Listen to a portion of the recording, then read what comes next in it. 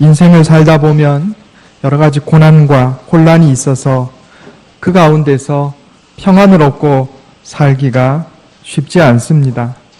길을 걷는 사람들, 차를 타고 가는 사람들의 표정을 가만히 살펴보면 얼굴에 스트레스가 있고 짜증이 있고 근심이 있는 얼굴은 쉽게 찾아보지만 평안하니 기쁨이 넘치는 얼굴은 찾기가 쉽지 않습니다.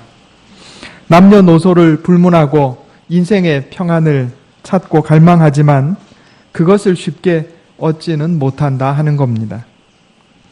이것은 갓 태어난 신생아들도 마찬가지라 합니다. 태어나면서 울음을 터뜨리는데 의학적으로는 비어있는 허파에 공기를 받아들이기 위해서 울음을 터뜨리는 것이다 하지만 또 정신적으로 말하면 엄마 뱃속에서 평안하게 지내다가 갑자기 새로운 세계를 경험하게 되니 불안해서 울게 된다 하는 것입니다. 영어에서 평화에 해당하는 단어로 peace라고 하는 단어가 있습니다. P-A-C-E, peace라는 단어가 있는데 이것은 라틴어의 팍스라는 단어에서 온 용어입니다. 흔히 팍스 로마나라는 말을 사용합니다. 로마의 평화다 이런 얘기죠.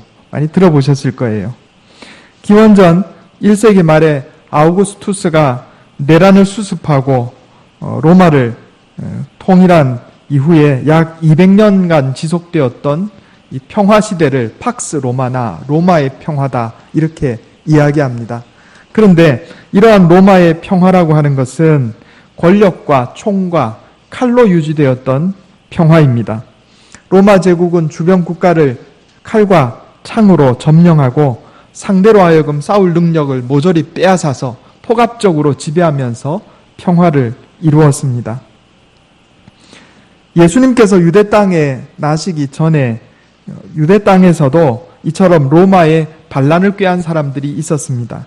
사도행전 5장 36절 이하에 보면 드다라는 사람이 400명이나 데리고 로마에 반란을 일으킨 적이 있고 또 갈릴리의 유다라고 하는 사람이 반란을 일으킨 적이 있다. 이렇게 성경에도 기록이 나옵니다.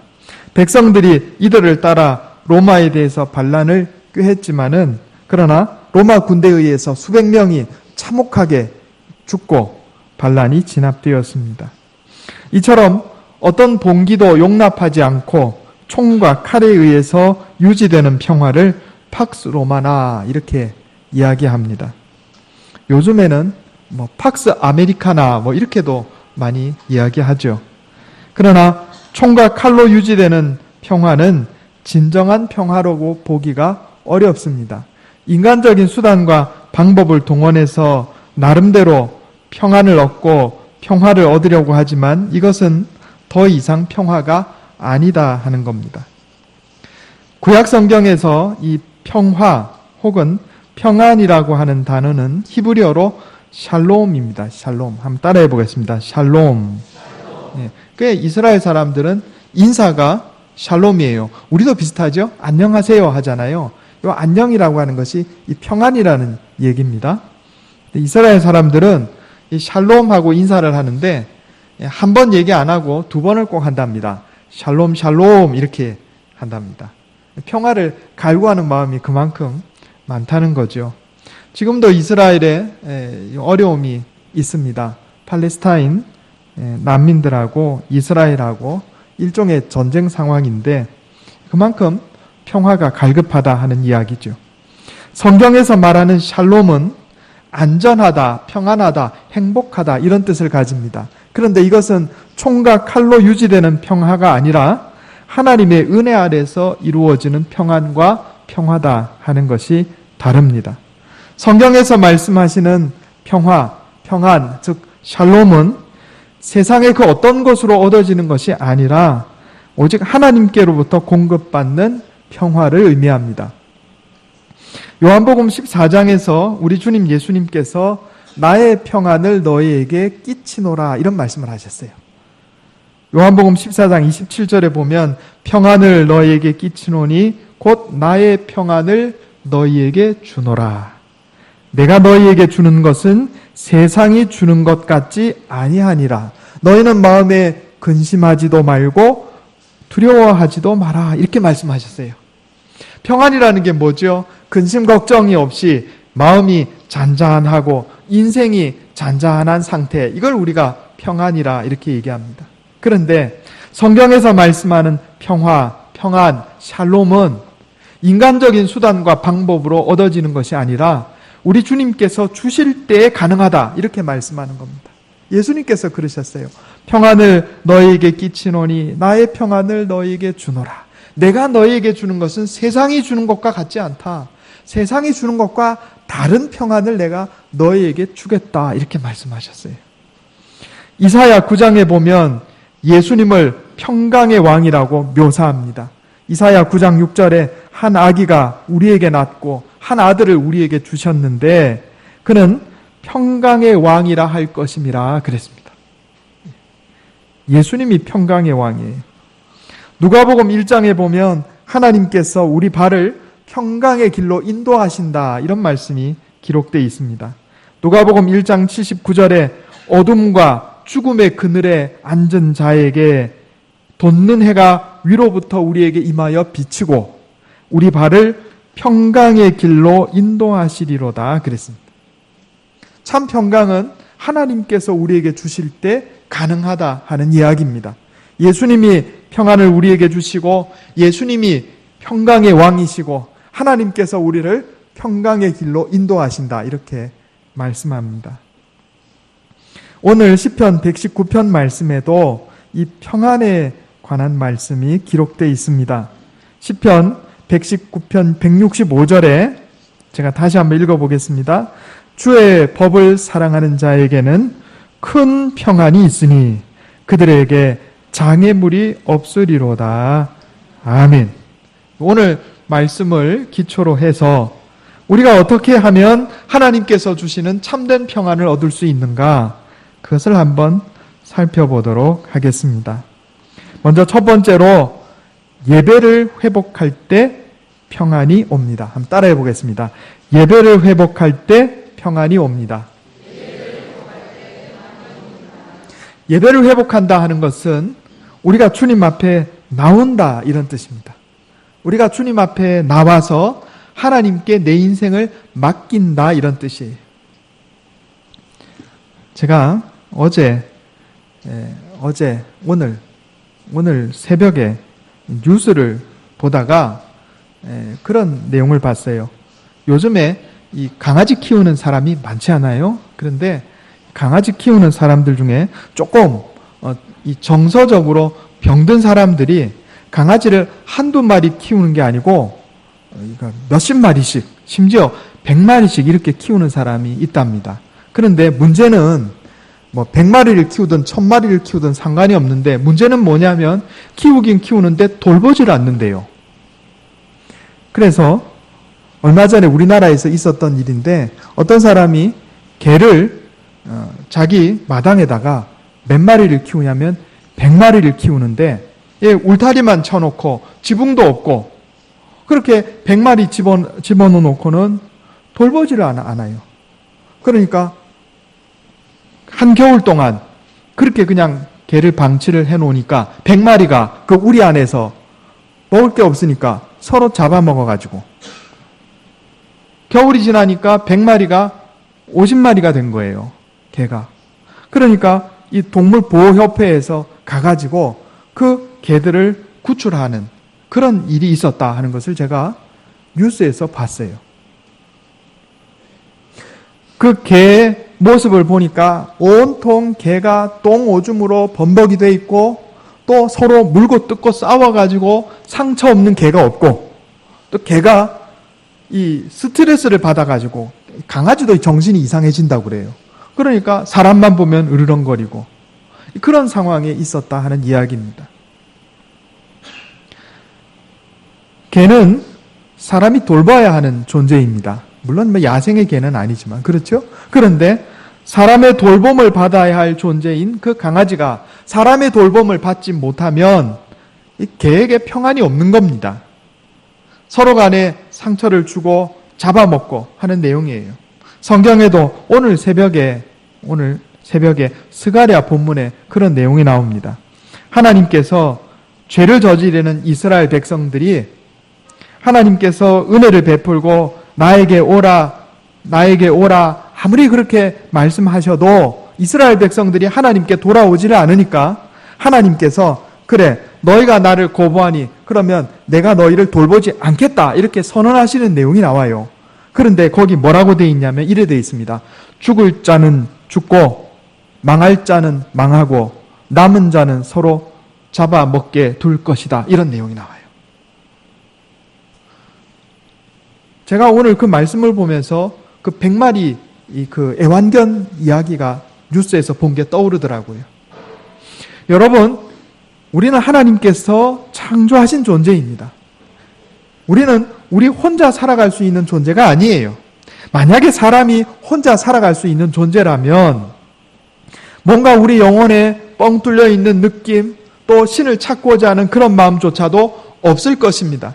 그러나 우리는 하나님께서 창조하신 존재예요. 우리는 우리 홀로는 살아갈 수 없는 존재입니다. 다시 말하면 창조주 하나님의 보살핌을 받아야 살아갈 수 있는 존재가 바로 우리다 하는 거예요. 그런데 그런 하나님의 보살핌을 받지 못하면 어떻게 되겠어요? 100마리의 개가 우리 안에 갇혀서 서로 잡아먹고 상처받고 그렇게 사는 것처럼 평안이 없이 우리 인생이 상처받고 서로 먹고 먹히는 그런 지옥 같은 상황이 벌어지게 된다 하는 이야기입니다. 우리 성경 말씀 한번 찾아보겠습니다. 스가랴 8장 9절 말씀입니다.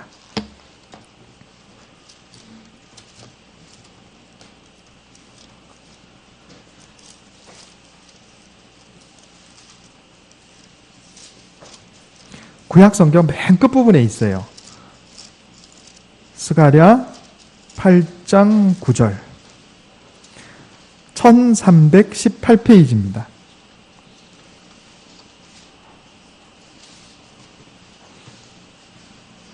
스가랴 8장 9절에서 12절까지 말씀입니다. 구약성경 1318페이지입니다. 제가 읽겠습니다. 눈으로 한번 따라 읽어주시기 바랍니다. 스가랴 8장 9절에서 12절입니다. 만군의 여호와가 이같이 말하노라. 만군의 여호와의 집 곧 성전을 건축하려고 그 지대를 쌓던 날에 있었던 선지자들의 입의 말을 이날에 듣는 너희는 손을 견고히 할지어다.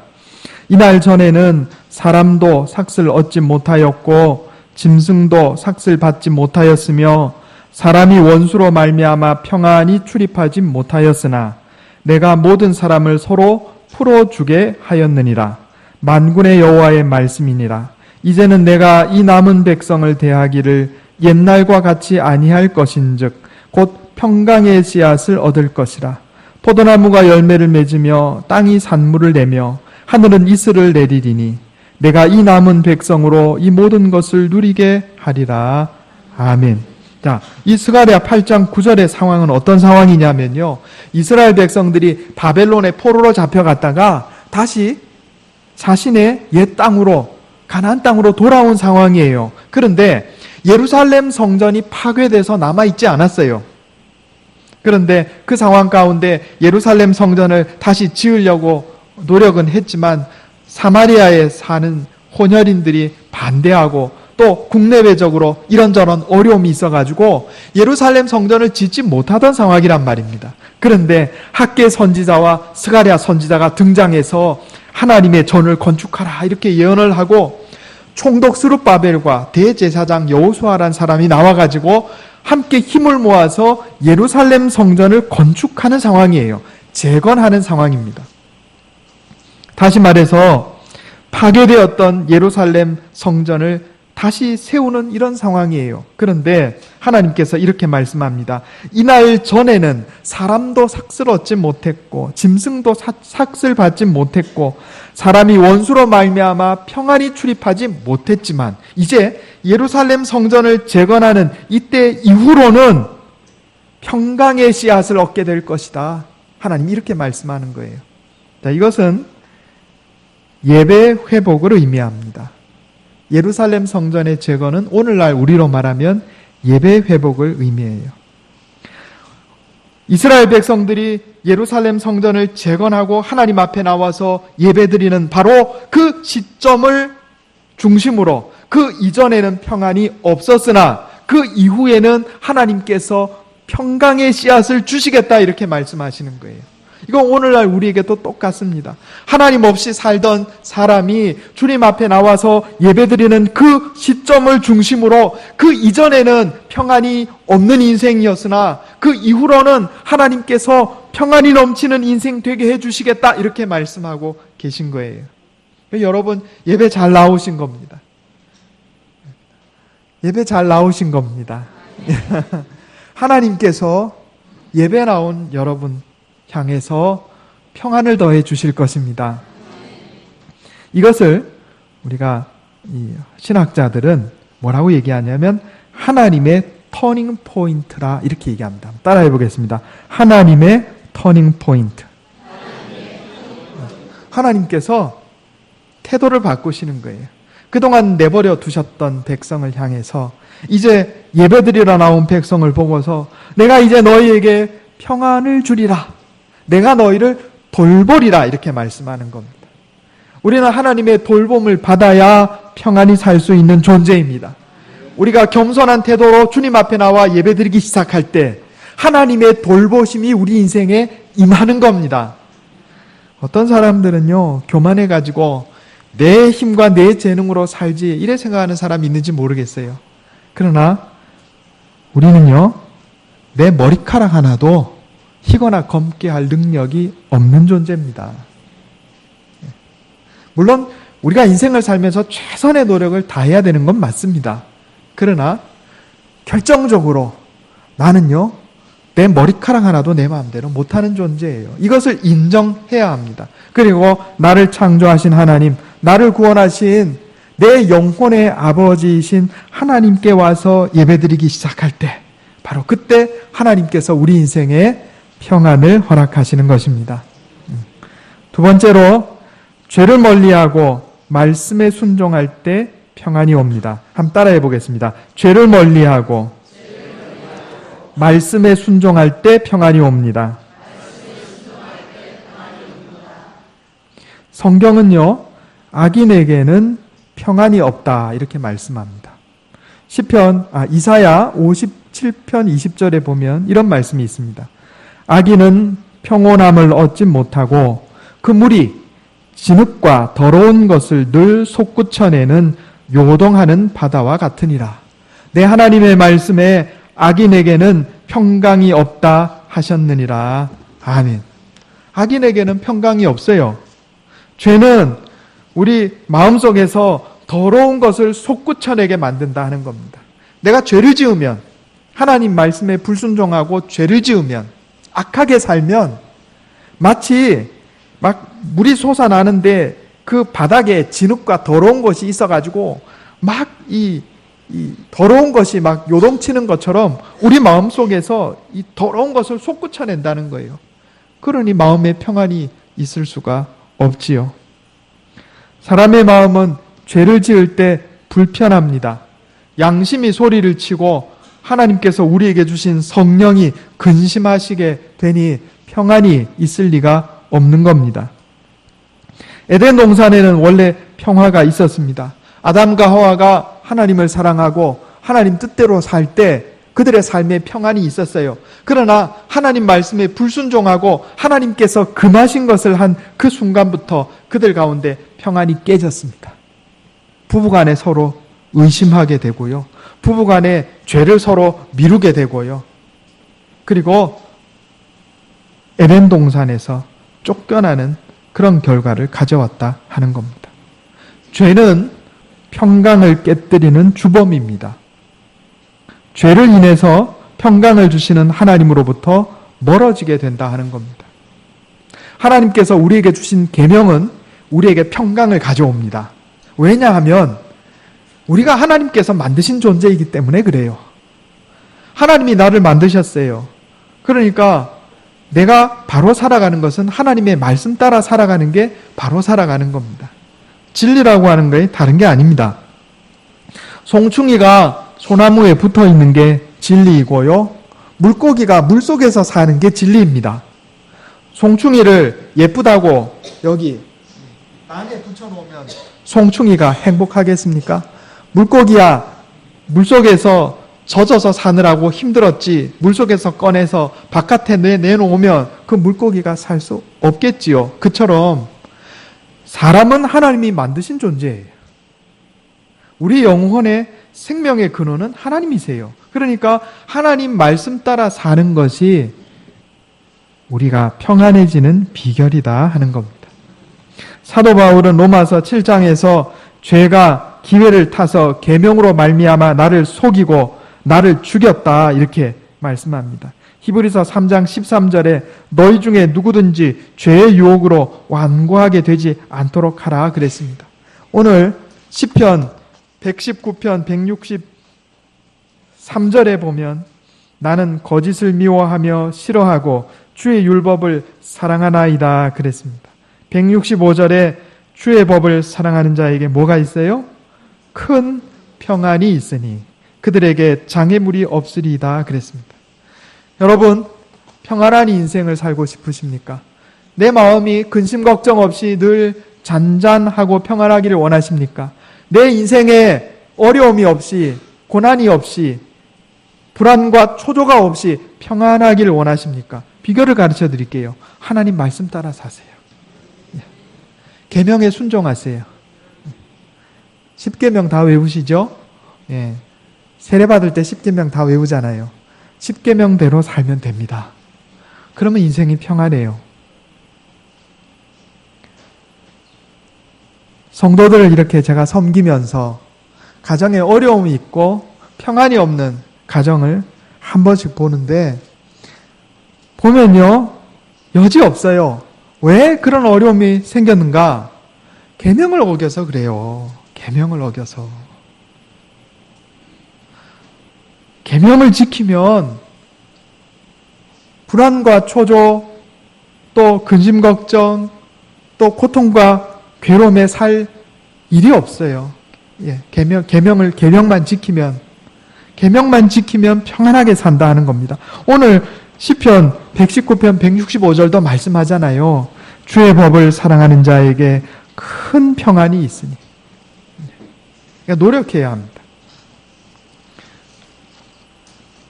하나님을 섬기고 우상 숭배하지 않을 것, 그리고 안식일을 거룩하게 지킬 것, 하나님의 이름을 망령되이 하지 말 것, 그리고 사람에 관한 계명이 나오잖아요. 뭐예요? 부모를 공경하고 살인하지 말고 간음하지 말고 도둑질하지 말고 거짓말하지 말고 탐내지 말고 계명을 지키면 돼요. 세 번째로 기도하며 마음을 다스릴 때 평안이 옵니다. 따라해 보겠습니다. 기도하며 마음을 다스릴 때 평안이 옵니다. 세계 제2차 대전 때의 일입니다. 독일군이 영국을 계속해서 폭격해서 밤잠을 이루지 못하는 그런 상황이었습니다. 그런데 이 런던에 어떤 할머니 한 분이 막 미사일이 떨어져서 불바다가 되는데도 평안하게 잠을 자는 할머니가 한 분 계셨어요. 그래서 주변 사람들이 이 할머니에게 물었습니다. 할머니, 어째 그래 늘 마음의 평안을 유지하고 잠도 잘 주무세요? 그러니까 할머니가 이렇게 대답했답니다. 나는 매일 밤 기도한답니다. 그리고 하나님께서 항상 나를 지켜주신다는 확신이 들어서 평안히 자는 겁니다. 하나님이 늘 깨어서 나를 지켜주시는데 나까지 깨어있을 필요는 없잖아요. 이렇게 얘기했다고 그래요. 물론 우리 인생에 어려움도 있을 수 있겠고 고난도 있을 수 있겠고 하나님께서 또 내게 병도 허락하실 수 있겠고 때로는 먼저 목숨을 취해 가실 때도 있습니다. 그러나 모든 것은 하나님께서 나를 사랑하시고 또 하나님의 뜻 안에서 이루어지는 것이라는 사실을 우리가 믿는다면 하나님 앞에 기도하고 내 마음을 다스릴 것입니다. 그러면 내 마음에 평안이 온다 하는 겁니다. 성경 한 군데 더 찾아보겠습니다. 빌립보서 4장 6절에서 8절입니다.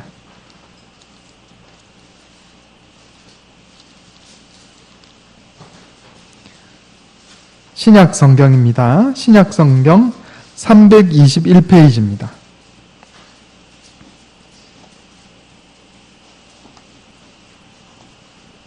신약 성경 321페이지 빌립보서 4장 6절에서 8절까지 말씀입니다. 하나님 말씀을 제가 봉독하겠습니다.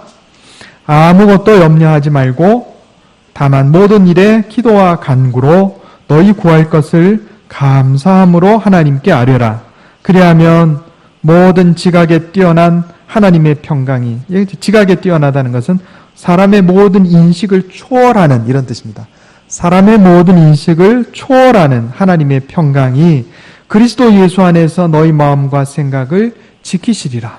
끝으로 형제들아, 무엇이든지 참되며 무엇이든지 경건하며 무엇이든지 옳으며 무엇이든지 정결하며 무엇이든지 사랑받을 만하며 무엇이든지 칭찬받을 만하며 무슨 덕이 있든지 무슨 기림이 있든지 이것들을 생각하라. 아멘. 우리가 기도할 때 사람의 인식을 초월한 하나님의 평강이 우리에게 주어진다 이렇게 말씀합니다. 그리고 좋은 걸 생각하라 말씀하세요. 경건한 것, 옳은 것, 정결한 것, 사랑받을 만한 것, 칭찬받을 만한 것, 기릴 만한 것, 그런 것만 생각하라 이렇게 말씀하세요. 우리가 기도하며 마음을 다스릴 때 평안이 찾아옵니다. 데살로니가전서 5장 16절 이하에 항상 기뻐하라, 쉬지 말고 기도하라, 범사에 감사하라 이렇게 말씀하셨어요. 우리가 하나님 앞에 기도할 때 기쁨이 오고 감사가 오고 평강이 찾아오는 겁니다. 오늘 말씀을 통해서 우리가 교훈을 얻기 원합니다. 혼란한 세상, 어려운 인생 가운데 평강을 얻는 저와 여러분 되기를 원합니다. 예배를 회복할 때 하나님께서 우리를 보살피시고 우리를 평안으로 인도하십니다. 죄악을 멀리하고 하나님 말씀에 순종하며 살 때 우리 인생에 평안이 찾아옵니다. 어렵고 힘들 때 하나님 앞에 기도하고 하나님 내 마음을 다스려 주시옵소서. 기도할 때 하나님 내게 평강을 주시고 기쁨과 감사가 넘치는 삶을 주시는 것입니다. 이로 말미암아 사람의 인식을 초월하는 세상이 알지 못하는 평안을 누리며 사는 저와 여러분 되시기를 예수님의 이름으로 축원합니다. 기도하겠습니다. 하나님, 평안을 내게 주소서. 우리 인생에 고난이 있고 혼란이 있고 근심, 걱정, 염려가 끊이지 않음을 주님 앞에 고백합니다. 그러나 하나님, 말씀에 약속하시기를 사람의 인식을 초월하는 세상이 알지 못하는 평안을 우리에게 주시겠다 약속하셨사오니 평강의 왕이신 예수님을 따라 삶으로 이런 놀라운 평안을 누리며 살게 하여 주시옵소서. 예배를 회복할 때 평안이 옴을 깨닫게 해주시니 감사합니다. 하나님, 내 힘으로 살려고 교만 가운데 거하지 말게 하시고 나를 만드신 하나님, 나를 사랑하시는 하나님의 돌보심 안에 나아가게 해 주시옵소서. 우리가 주님 앞에 예배드릴 때 하나님의 놀라운 평안이 우리 삶에 임함을 깨닫게 해 주시옵소서. 주여, 죄를 멀리하고 말씀에 순종할 때 평안이 온다 하셨사오니 하나님 내게 주신 계명을 지키고 정직하고 바른 삶을 삶으로 말미암아 하나님 주시는 평안을 누리며 살게 해 주시옵소서. 주여, 기도하고 마음을 다스림으로 하나님 주시는 기쁨과 감사와 평안이 넘치는 삶을 살게 해 주시옵소서. 이것이 내 힘과 능력으로만 되지 아니하오니 말씀으로 날마다 나를 깨우쳐 주시고 성령으로 인도하여 주시옵소서. 우리 주 예수님의 이름으로 간절히 기도하옵나이다. 아멘.